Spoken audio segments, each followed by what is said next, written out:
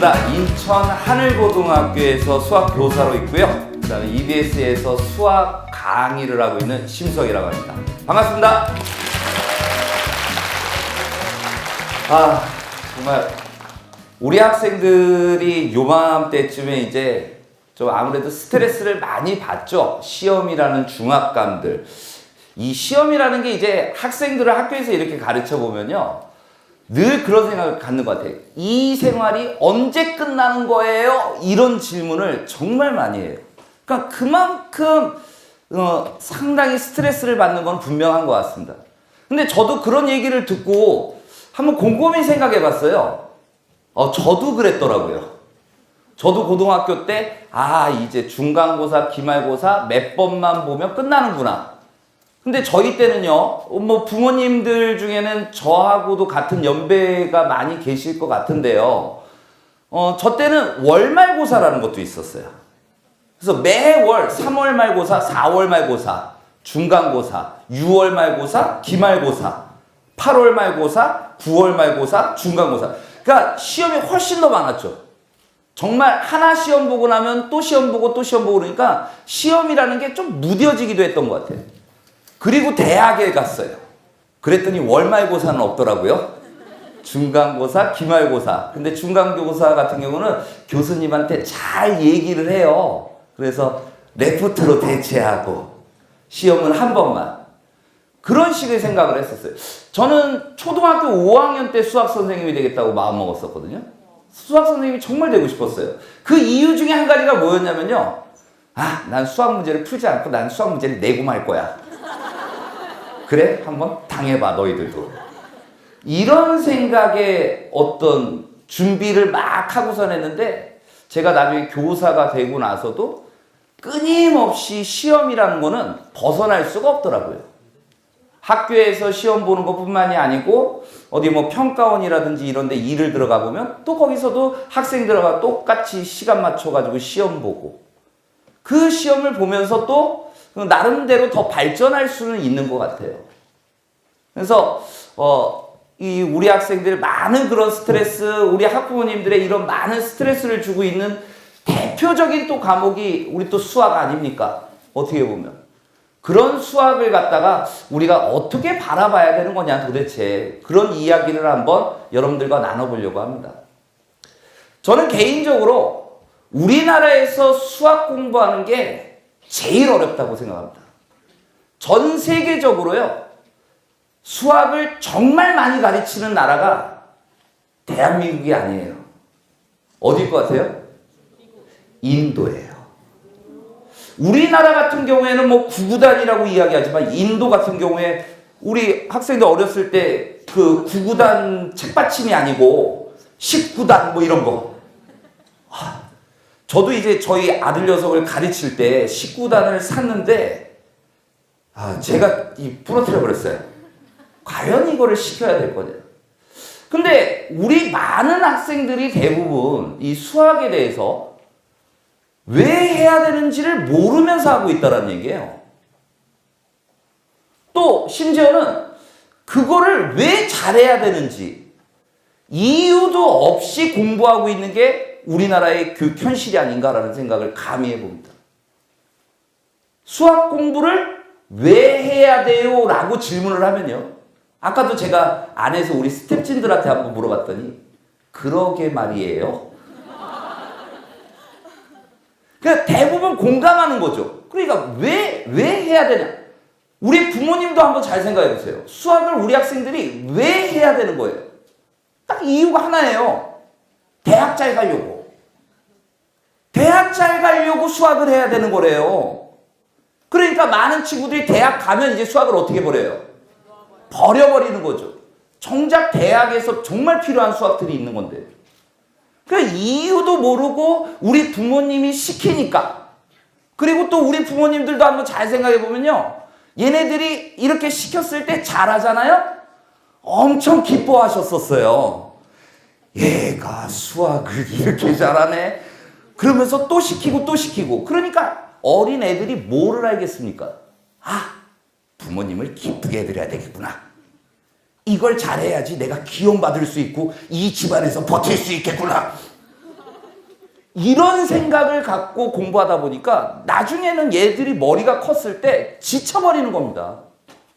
그러니까 많은 학부모님들 상담해 보면 그래도 얘가 어렸을 때는 좀 수학을 하더니 지금은 영 이게 아니에요.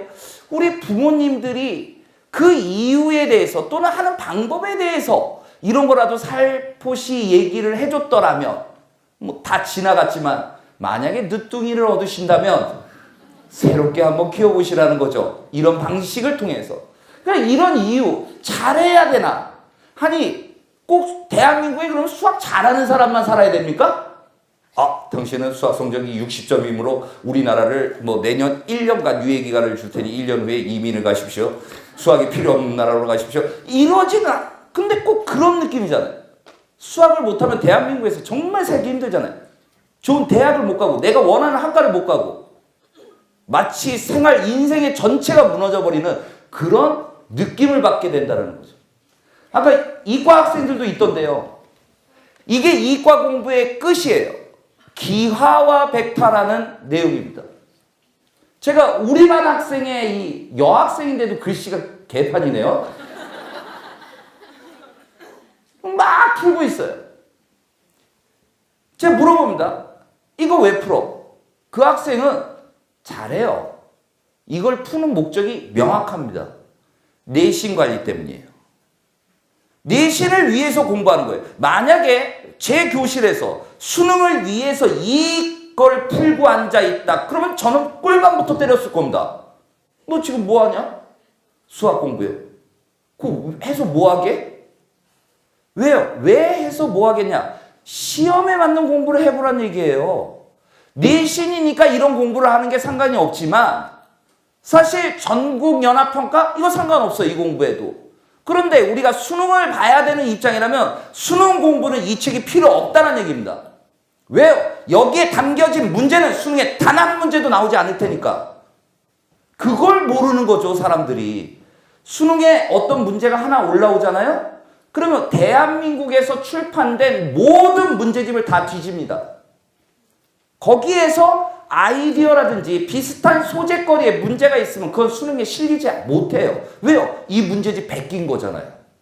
평가원에서 그런 오명을 받는 거잖아요. 오해를. 저 출판사랑 짜고 여기 이 출판사를 홍보해주기 위해서 이 문제를 낸 거야. 이런 효과밖에 안 나타난다는 거죠. 절대 내지 않는다는 얘기예요. 그러면 어떻게 보면 우리가 봤던 문제들이 다 새로워야 되는데 완전히 새롭지는 않아요. 또 보면 비슷비슷하게 흘러갑니다.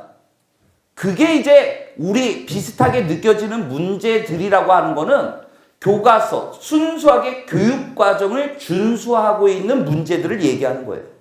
그래서 수능 끝나고 나면 항상 그 평가원장님이 이렇게 말씀하시잖아요. 이번 수능 출제위원장님들이. 교육과정을 충실히 따랐던 사람들이라면 문제 해결에 큰 어려움은 없었을 것이다. 근데 우리는 절대 안 믿죠. 그 말을 안 믿어요. 그러니까 우리 친구들이 그 교육과정을 무시한 공부를 얼마나 많이 했냐라는 얘기입니다. 그러고 있으니 그걸 안 믿을 수밖에 없죠. 자기는 여기에서 놀았거든요. 근데 시험에 나온 건 여기잖아. 그게 체감적으로 안 오는 거죠. EBS에서는 이제 수능 강의라는 거를 보면 연계 정책을 펼쳐왔는데 그 연계 정책이라는 게 2010년도부터 실시된 거예요. 정말 오래됐죠. 그때는요, 더 끔찍했습니다. 올해만 같아도 많이 유해졌는데요. 처음 시작할 때 그 연계 교재가요, 문과는 7권, 수학만. 이과는 13권이었습니다. 수학만. 그리고 전 교과 시험 보는 과목을 다 합치면 100권 정도가 됐었어요. 연계 교재가요.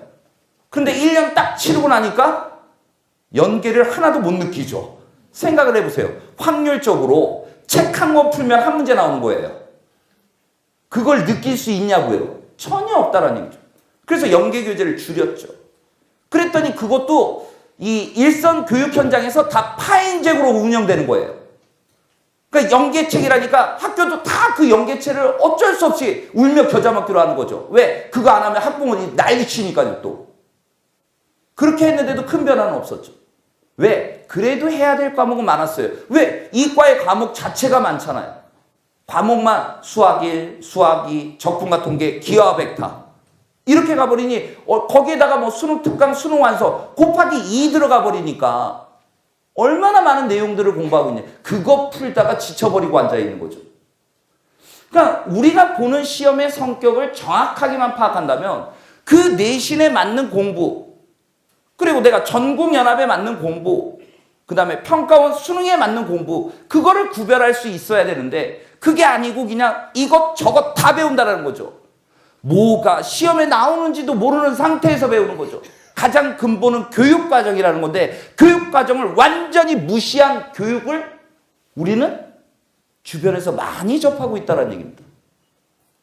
그러니 뭐가 정말 시험에 나올 건지를 아는 것도 그것도 하나의 시험 대비가 돼버리는 거예요. 이건 시험에 나온다, 이건 시험에 안 나온다, 이런 거를 구별할 수 있는 기준이라는 거를 명확하게만 안다면요. 어떻게 보면 저희 학교에서도 많은 선생님들이 그런 교육을 해주시겠지만 저희 EBS에서도 그런 교육을 하고 있다는 얘기죠. 오바되지 않는, 저희가 뭐 수학자들을 기르는 기관이 아니잖아요. 그래서 그런 취지에 맞게끔 여러분들이 좀 수학을 바라봐주고 공부를 해나가야 되는 거 아닌가. 제가 이 수학 선생님이다 보니까요, 질문들을 많이 받아요. 학생들의 질문 말고요, 오며 가며. 뭐 이제 저의 사촌들도 이제 그 조카 녀석들이 다 고등학생들이고 이러다 보니까 얼마 전에 이제 아는 지인이 우연찮게 딱 만났는데, 선생님 잠깐만요. 우리 애가요, 이 수학이 이 머리가 안 되는 것 같아요. 그러면서 문제를 가르쳐주고 돌아서서 그 다음날 똑같은 문제였는데 풀게 하면 틀린다는 거예요. 그래서 저는 저한테 물어보길래 애가 좀 큰 줄 알았습니다. 몇 학년인데요? 그랬더니 5학년이래요, 초등학교. 하도 어이가 없어서요. 제가 그랬어요. 그냥 놀기 냅두라고. 놀게 냅두라고 했어요. 왜 그게 부모 욕심 아닙니까? 애가 하기 싫어하는데 때려다 놓고 앉혀가지고 너 풀어. 예전에 한 5년 전에 그런 유튜브에 그런 동영상이 한번 본 적이 있어요. 7살짜리 애인데 엄마가 막 너 수세기 시키는 거예요. 그랬더니 내 이래가 살겠나? 막 이러면서 미치겠다. 막 이러면서 내가 이거 왜 해야 되나? 막 부산이었거든요. 부산인지 어딘지 모르겠는데 억양은 분명히 이쪽이었어요. 이쪽 근처인 것 같아요. 그 정도로 애가 정말 나가서 뛰놀고 싶고 애가 뭔가 하고 싶더라도 그걸 해야지 뭔가 보상을 주려고 하니 애는 그 수학에 대해서 어떤 감정을 갖겠습니까? 좋은 감정 절대 없다는 얘기죠. 초등학교 5학년이에요. 그 학생이 과연 아빠한테 풀게 가르쳐주고 그 다음날 못 풀었어. 아빠가 이랬을까요? 괜찮아. 뭐 내일 풀면 풀리겠지. 또 한번 도전해볼까? 아빠가 과연 이랬을까요? 그런 아빠는 절대 우리 애들한테 그런 교육 안 시켰을 것 같습니다. 그러니까 넌 머리가 이걸로 됐냐? 막 이러면서 어떻게 돌아서면 까먹고 내가 널 가르쳐서 소리만 빽빽 지르고. 애는 수학에 대한 안 좋은 인식, 그것만을 가지고 있을 겁니다. 그런 학생이 중학교, 고등학교에 와서 수학을 좋아하는 감정을 가질 확률은 거의 제로에 가까울 것 같다는 생각이 듭니다. 저는 그 아버지한테 해준 조언은 수학에 대해서 즐거운 마음이 가질 때까지 애한테 아무 소리 하지 말아라 라고 얘기했습니다.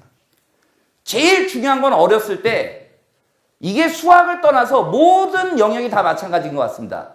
좋아해야 됩니다. 그거에 대해서 자기가 나 이쪽으로 좀 잘할 수 있을 것 같아, 이런 생각을 스스로가 느껴야 된다라고요. 그래야지 정말 잘할 수 있어요. 대부분 우리 친구들이 잘하는 내용들 보면요, 우리 부모님들이 격려해주고 칭찬해준 거를 지금 잘하고 있습니다. 우리 친구는 뭘 잘해요? 질문해서 당황하셨어요? 뭘 잘해요? 네. 너무 많아서 생각을 하고 있군요. 네.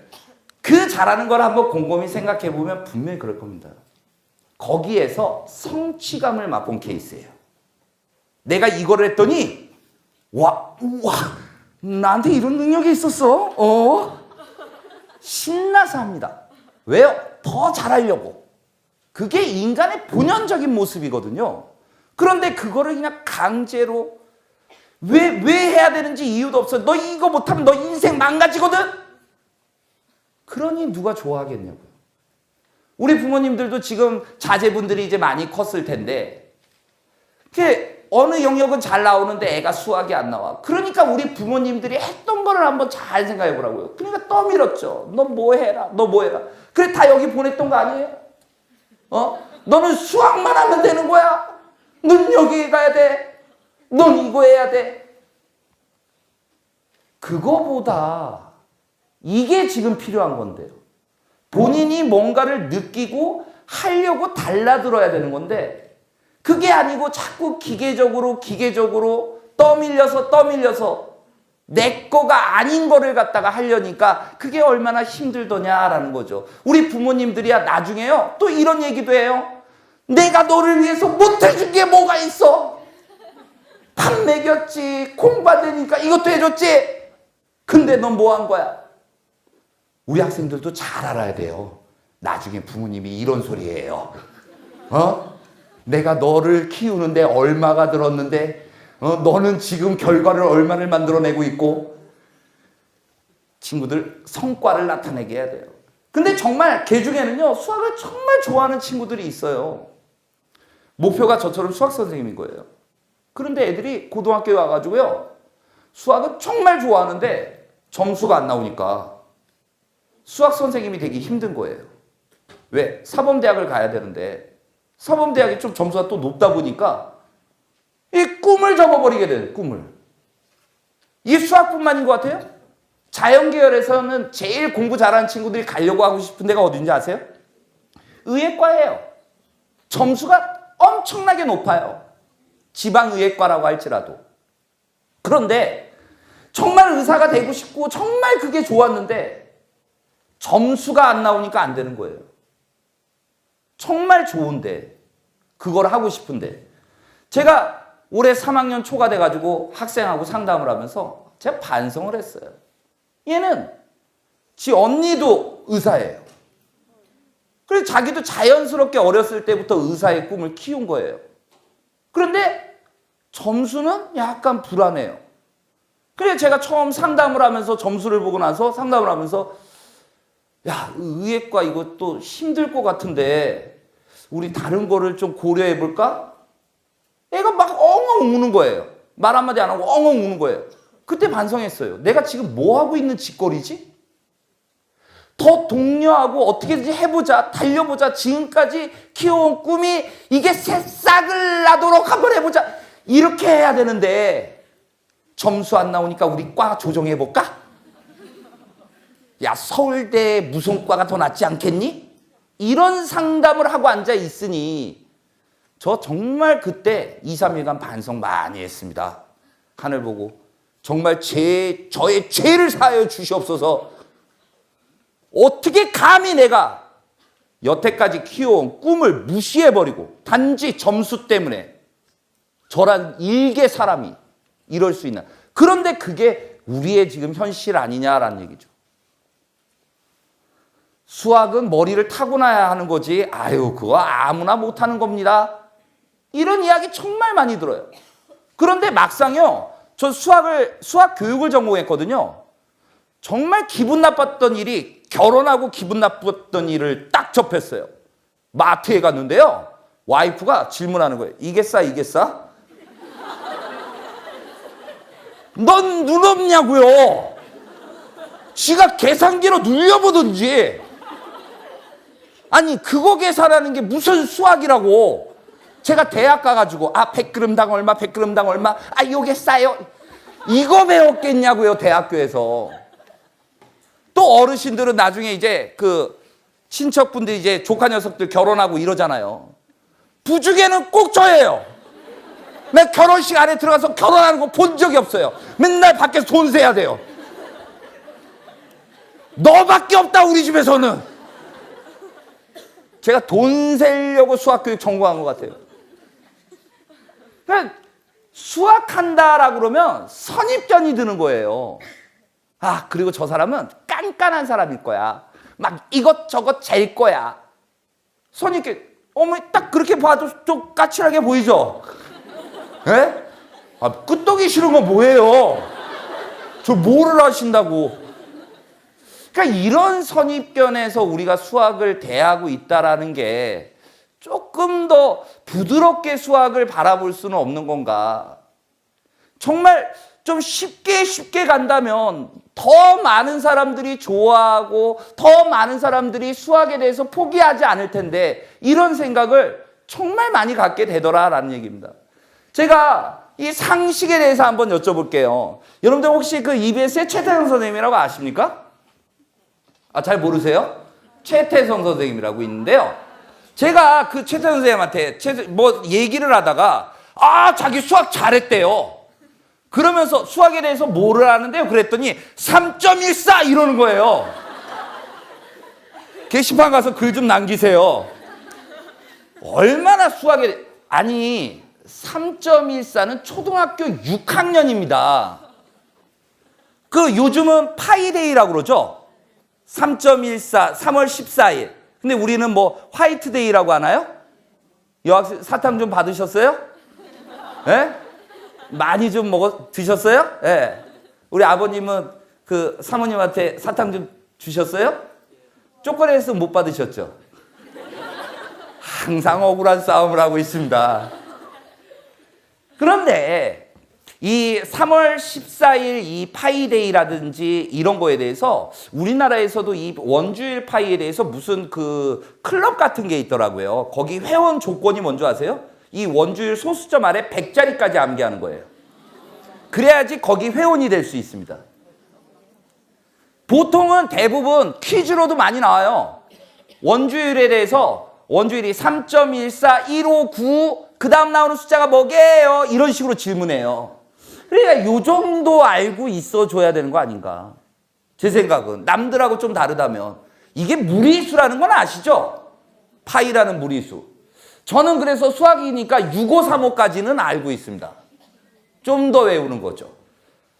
우리 부모님들 그 비밀번호도 이런 걸 좀 바꿔보세요. 이런 걸로.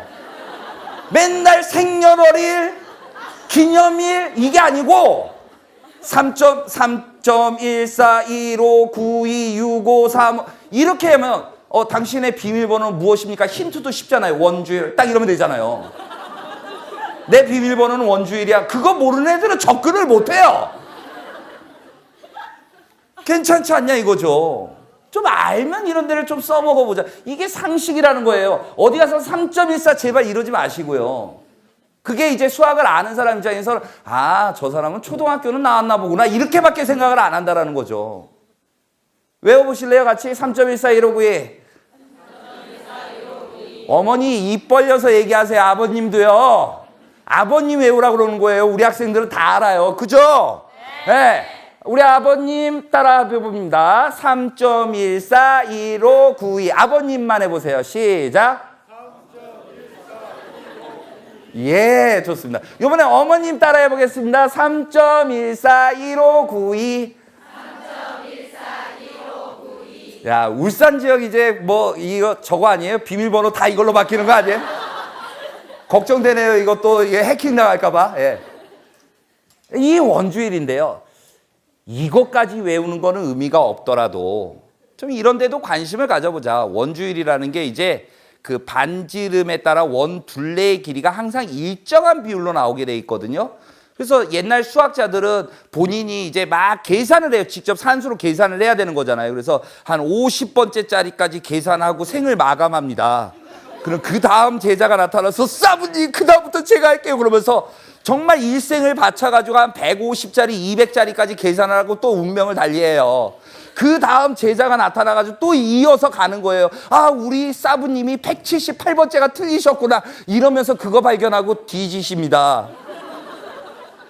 그런데 나중에 컴퓨터가 나타나가지고 엔터 딱 치면 그냥 쫙 떠버립니다. 이런 세상이 온 거죠. 그런데 이게 나오기까지도 정말 수학에서는 수백 년, 수천 년에 거의 그 정도에 가까운 일들이 펼쳐졌었다라는 거예요. 우리는 정말 여기에서 지금 3.14 이러고 있지만 정말 우리 선대에 이런 걸 연구했던 사람들은 위에서 눈물을 흘리고 있을지 모릅니다. 아, 이런 거를 우리 사람들이 이렇게 외워주고 있구나, 알고 있구나, 감동하겠죠. 수에 이런 수가 있다는 건 아세요? 유리수, 무리수, 실수, 복소수 이런 게 있다는 거 아세요? 유리수라는 건 분수예요. 초등학교 때 이거 만나고 쓰러집니다. 초등학교 때 이때부터 어려워요. 학생들이 그전엔 잘해요. 근데 이때부터 분수 나오면 분모, 분자, 네. 아니 거기서부터 혼돈이 오고 그거에 대해서 부지기수로 계산 연습을 시키거든요. 예, 여기서부터 망해요. 무리수 중3 때 배웁니다. 아, 이 무리수의 사연도 어마어마합니다. 이 역사가 이제 피타고라스 시대부터 거슬러 올라가게 되는데요. 이 무리수라는 존재도 피타고라스가 느끼긴 느꼈는데요. 이거를 함부로 얘기할 수가 없었던 거예요. 피타고라스의 모든 얘기는 정수에서 얘기하고 자연수에서. 근데 느닷없이 유리수도 아닌 뭔가의 수가 있어요. 전혀 느끼지를 못하는 무리수를. 그러던 시절이 있었다라는 얘기입니다. 그러다가 실수. 이거 미스테이크가 아니에요, 어머니들. 예? 이 리얼 넘버라는 거지. 예. 아, 유리수, 무리수하고, 나의 실수? 뭐, 이거 아니. 이 복소수라는. 근데 우리가 대부분 수라는 거를 우리가 살면서 이거를 만날 일도 없어요. 이런 것도 만날 리가 없는 것 같아요. 근데 이런 것들은 우리가 가끔 이제 뭐 신문지상에서 보기는 하죠. 뭐 황금 비율이다, 뭐다, 뭐 이러면 대부분 이제 이런 게 무리수거든요. 딱딱 떨어지지 않는 것들이 있죠. 이건 순환하지 않는 무한소수거든요. 그 끝을 알 수가 없고요. 유리수라는 거는 뭐 흔하게 계산을 하죠. 뭐 피자를 먹더라도 이렇게 잘려져 나오는 거 보면 8분의 1씩 이렇게 잘려 나오지 않나요? 예? 그러면 그거를 갖다가 3명이 먹으려고 그러면 어떻게 먹어야 될까? 이제부터 좀 생각을 하면서 드셔보세요. 어머니는 짜장면만 드시지 마시고 피자를 갖다가 3명이서 먹으려면 몇 등분을 해야지만이 싸우지 않고 먹을 수 있을까? 이런 거에 대한 고민도 이런 게 다 분수의 개념이 아닌가 싶습니다. 사분면이라고 제가 갖고 왔는데 이게 중학교 1학년에 있는 거거든요. 사분면이라고요. 그래서 여기를 1사분면, 2사분면, 3사분면, 4사분면이라고 이야기합니다. 부모님들 이거 이해되시나요? 옛날 기억이 좀 새록새록 나십니까? 요즘 뭐 90년대 뭐 가요 뭐 이런 것만 토토가 이런 것만 좋아하시고 이런 거 떠올랐을 때 그때는 끔찍했지 뭐 이런 생각도 안 드시죠? 제가 운전을 하고 있는데 학생 하나를 태우려고 그 집을 가고 있었어요. 집을 찾아가고 있는데 전화를 이제 집에다가 전화를 했더니 이제 이렇게 오빠는 나갔어요 그러더라고요. 근데 아무리 그 주변을 돌아도 걔를 못 찾겠는 거예요. 아파트 앞으로 나갔다라는데. 그래서 학생한테 물었어요. 학생 몇 학년입니까? 그랬더니 중학교 1학년이래요. 아, 그러면 얘는 이거는 알겠구나.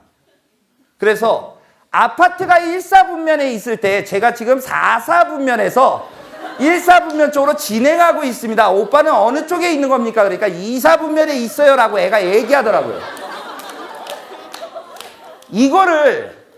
이게 별거 아닌 것 같지만요. 아파트가 여기 있고 진행한다 그러면 잘못 얘기하면 이쪽으로 간다고요. 그러니까 어딘지 말을 갖다가 되게 오해하기가 좋아요. 정확하게 어떤 건물이 몇 사분면에 있다라고 얘기하고 내 위치가 지금 어디 있다라는 것만 얘기해주면 정확하게 잡아냅니다. 오히려 그 학생이 그 말을 알아먹은 게 전 희한했어요. 아, 역시 대한민국 수학 선생님들 강하다. 요런 데 써먹으란 얘기입니다. 이거 상식이에요. 이제 앞으로 어머님들 어디서 만나면 야, 커피숍 그 맞은편에 있어. 커피숍 맞은편이 어디냐고요 도대체. 제가 오늘도 여기 찾아오는데 처음 만난 장소가 저기 어디 그 무슨 생명 뭐 건물 맞은편이라는 거예요. 근데 차마 이거를 얘기하지 못했습니다. 왜? 모를 테니까. 근데 알고선 한번 써먹어봐요. 우리 부모님들도 요즘 지적 수준 많이 높아지셨지 않습니까? 이런 상식을 좀 키워보는 건 어떠냐는 얘기입니다. 제가 이제 상식을 말씀드렸고, 제가 뭐 EBS에서 수능 강의를 하고 있는데, 뭐 수능에 대한 얘기를 안 해드릴 수는 없는 거 아닙니까? 그래서 이 수학이라는 게 딱 원칙이 있는 것 같아요. 원칙이. 뭐 여러분들도 다 알고 계시겠지만 개념이 중요하다. 이런 얘기를 갖다가 안 들어본 사람은 없을 것 같습니다. 정말 개념이 중요해요. 그런데 문제는 뭐냐면요. 학생들도 그 개념을 본인이 알고 있다고 생각을 해요. 그러니까 착각을 한다는 거예요. 어떤 착각이냐면 들어서 알게 되는 거거든요. 남들이 설명을 해주면 해요. 자기는 아는 거예요. 자기는 아는 거라고 생각합니다. 그런데 시험을 볼 때는 옆에서 누가 설명해 주지 않거든요. 스스로 그 문제 속에서 개념을 찾아내고 그걸 적용해서 문제를 풀어야 되는 건데 그냥 알고 있다라는 생각하에 우리는 그냥 계속 문제만 연습을 하는 거예요. 정말 요즘 그런 친구들 너무 많습니다. 특히 이렇게 연계교재라는 걸 부여하고 나니까 그냥 냅다 연계교재만 풀고 기출 풀고 이러면 시험 100점 맞는 줄 알고 있더라라는 얘기죠. 정말 큰 착각이라는 얘기입니다. 시험 문제를 보면요.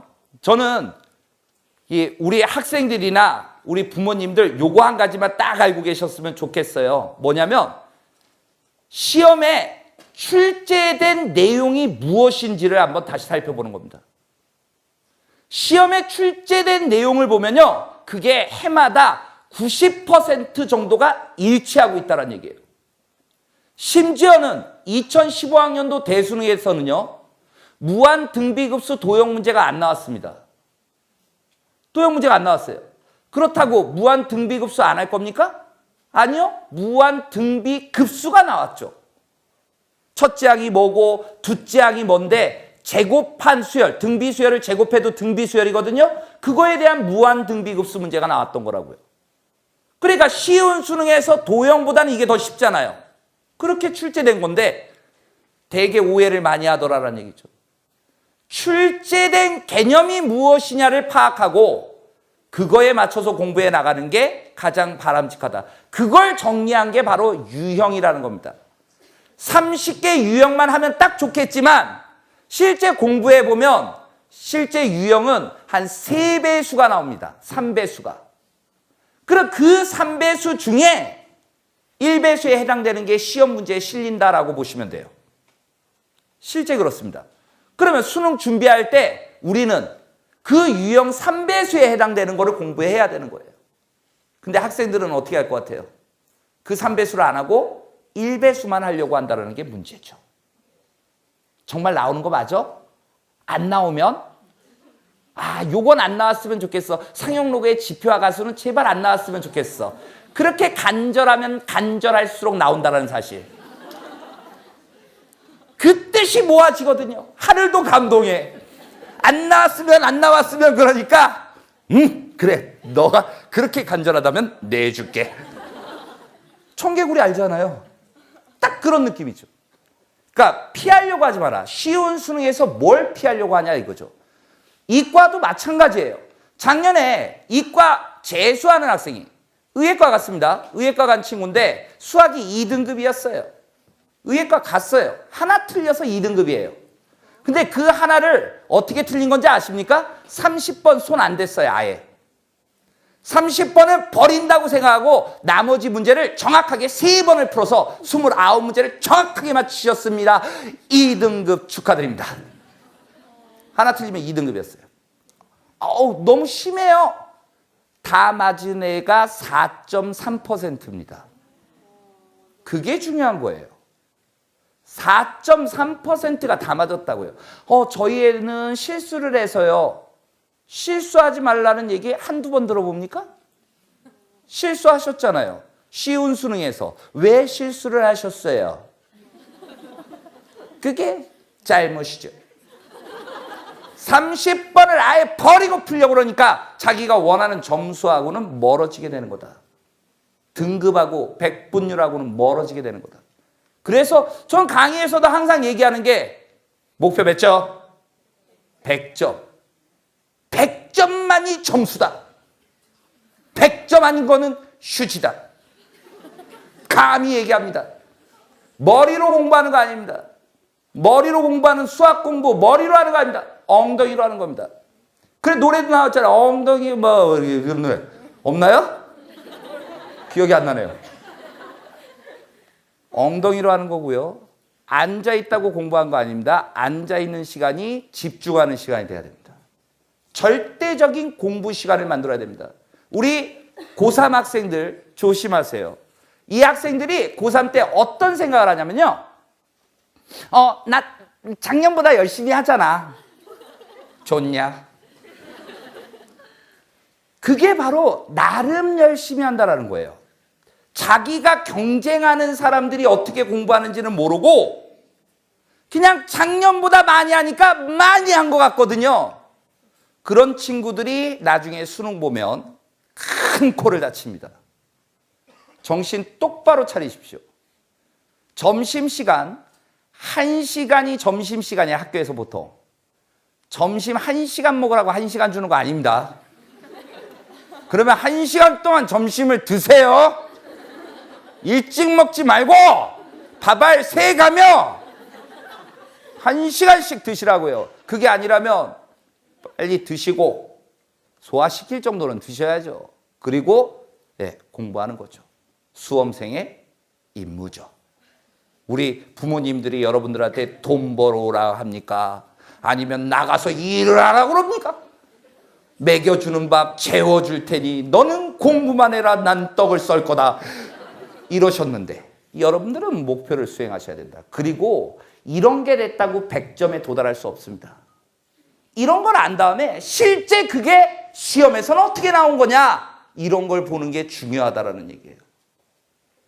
그래서 기출이라는 겁니다.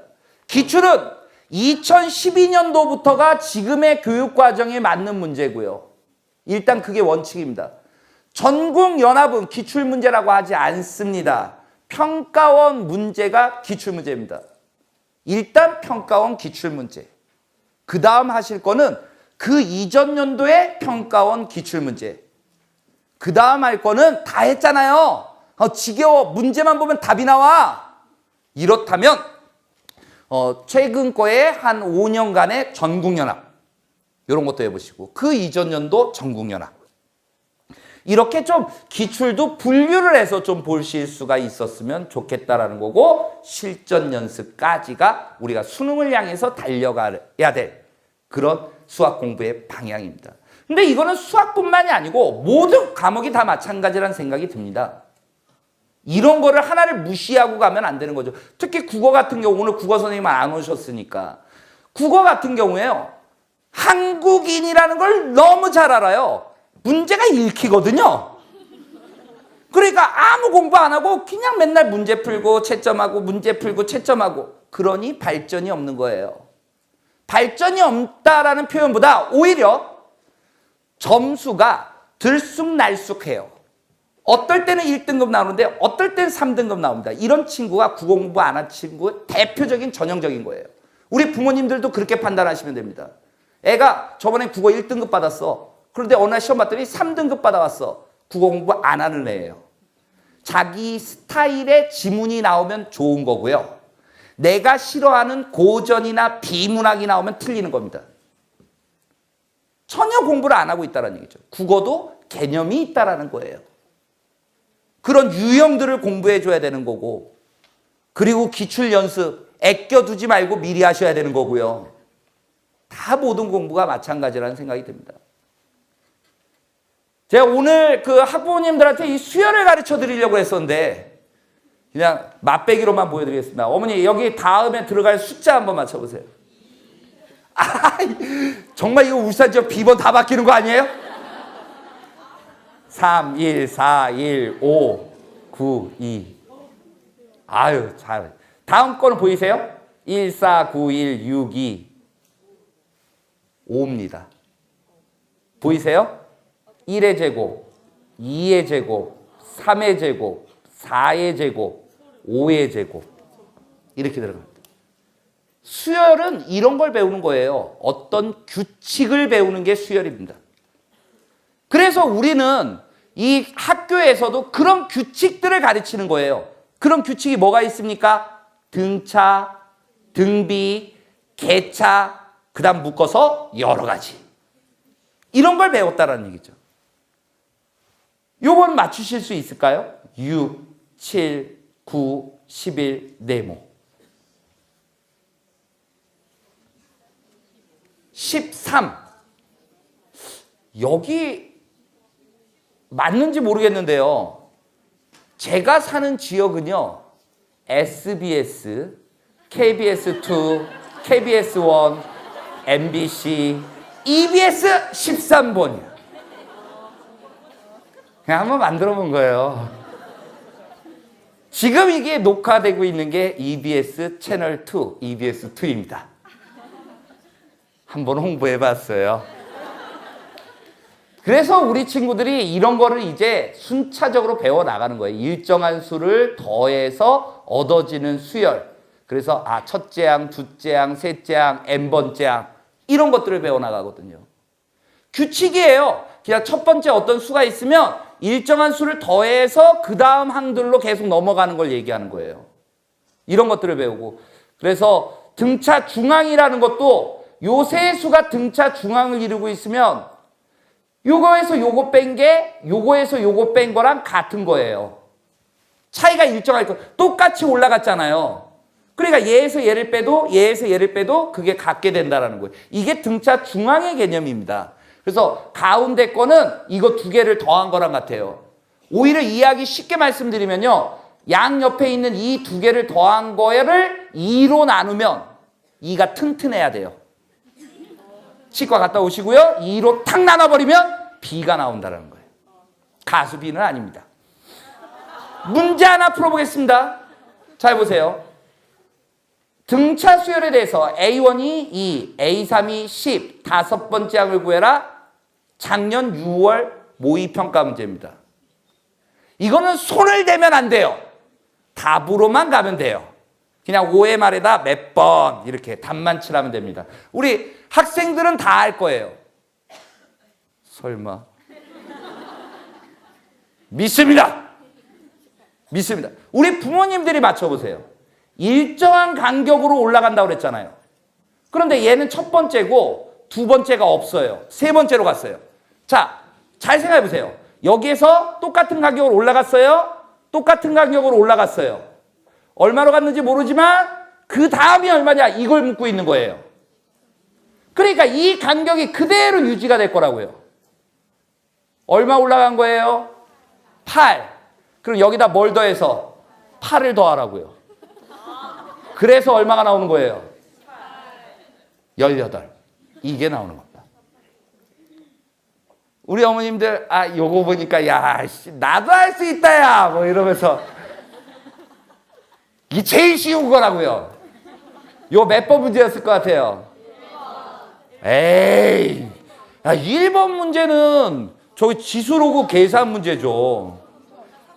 에이 3번 문제는 극한 문제죠. 4번은 그래프 문제죠. 공부 좀 해라. 5번 문제입니다. 5번 문제. 쉬운 거죠. 쉬운 거지만 우리 친구들이 이런 기초적인 단계부터 시작해서 단계 수위를 높여가면서 고난도 내용까지를 배우고 있는 거예요. 뒷부분 가면 좀 더 어려운 내용이 있어가지고 우리 부모님들 좀 이렇게 어려운 공부하고 있으니까 우리 친구들 좀 많이 이해해주고 좀 격려해주면서 우리 친구들이 자기가 원하는 일을 잘 할 수 있도록 이렇게 우리 이끌어주자. 이걸 메시지로 드리고 싶었는데 너무 쉬운 것만 보여드려가지고 좀 아쉽기는 합니다. 하지만 우리 부모님들, 우리 친구들은 우리 어른들이 생각할 때는 야 우리가 어렸을 때 너희들의 지금 고생은 고생도 아니야. 이게 아니고요. 우리 친구들이 지금 정말 어려운 일을 해나가고 있어요. 우리 때의 어려움과 지금 이 친구들의 어려움은 차이가 없다라고 보입니다. 우리는 지나왔기 때문에 이 친구들이 너무 나약해 이렇게 이야기할지 모르지만 이 친구들이 생각하는 거라든지 행동하는 거를 보면 정말 어른스러운 모습들 정말 많이 보여주고 있습니다. 우리 부모님들이 닥달하기보다는 좀 더 우리 친구들이 더 자기가 하고 싶은 일들을 더 잘해낼 수 있도록 정말 칭찬도 너무 자주 하면 독이 된다 이렇게 이야기하는 말도 있지만 많이 믿어주고 그리고 격려해 준다면 정말 우리 친구들이 원하는 그런 목표들을 하나하나 이루어 나갈 수 있지 않을까. 정말 어린애 같았던 애였는데 어느 날 보니 이렇게 컸구나라는 거는 우리 부모님들, 우리 학부모님들의 그런 관심, 사랑 속에서 찾아낼 수 있다는 점을 꼭 좀 알아주셨으면 좋겠습니다. 여태까지 강의 들어주셔서 고맙고요. 저는 이만 물러가도록 하겠습니다. 지금까지 심석이었습니다.